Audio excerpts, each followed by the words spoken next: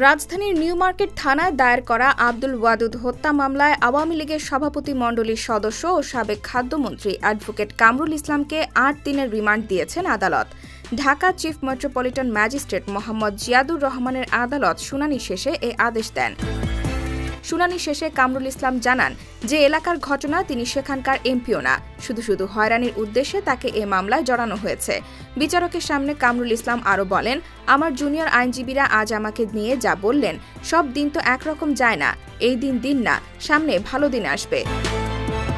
Tribunal থেকে কারাগারে নেওয়ার সময় আসামিদের অনেকেই হাসি মুখে দেখা যায়, তবে এর মধ্যে সাংবাদিকদের দিকে হাত নাড়িয়ে হাসানুল হক ইনু বলেন, সবাই হাসেন আর আনন্দ করেন, এর বাইরে আর কোনো কথা বলতে দেখা যায়নি ইনুকে। এদিকে জোর হাত করে দোয়া চাইতে দেখা গেছে সাবেক ডাক, টেলিযোগাযোগ ও তথ্য প্রযুক্তি প্রতিমন্ত্রী জুনায়েদ আহমেদ পলককে।